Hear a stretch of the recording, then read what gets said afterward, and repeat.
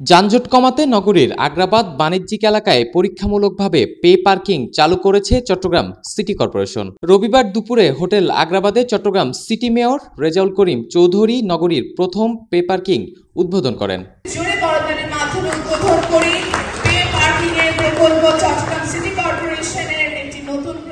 Pilot প্রকল্পের অংশ হিসেবে আগ্রাবাদে সিলভার স্পুনের সামনে এবং ডাচ বাংলা ব্যাংকের সড়কে মোট ১৭৭টি গাড়ি পার্কিংয়ের ব্যবস্থা করা হয়েছে। নাগরিকেরা ইয়েস পার্কিং অ্যাপসের মাধ্যমে অনলাইন এবং নগদ দুইভাবেই পার্কিংয়ের জায়গা ভাড়া নিতে পারবেন।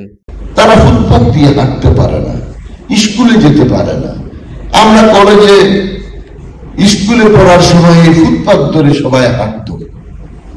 আর বিদেশে যারা গিয়েছেন তারা তো দেখেছেন ফুটপাত দিয়ে হাঁটে এরা।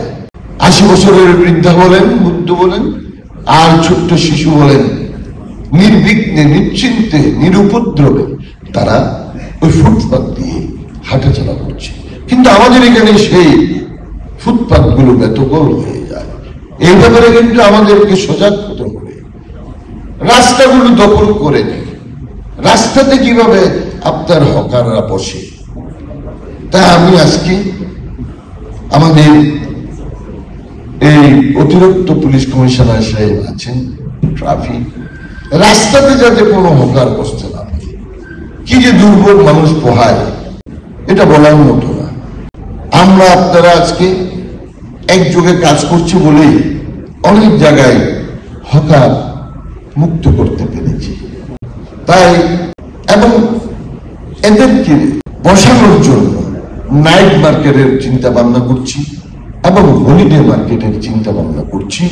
আপনারা যেমন ফ্লাইওভারে অনেক দুর্ঘটনা হয়, সেখানে স্পিড লিমিট ক্যামেরা বসানোর আমরা চিন্তা ভাবনা করছি।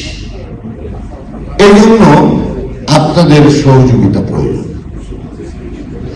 কারণ শহরে কত গতিতে গাড়ি চলবে, এই স্পিড লিমিট যদি আমরা করতে পারি, এটা যদি মনিটরিং করতে পারি, ক্যামেরার মাধ্যমে এটাকে যদি নিয়ন্ত্রণে আনতে পারি, আমার মনে হয় শহরে দুর্ঘটনাটা অনেক কমে যাবে।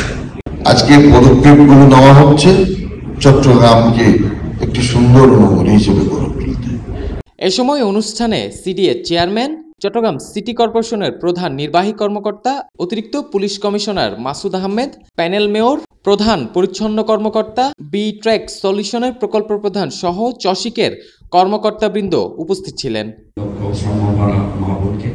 Desk report, media express, Chittagong.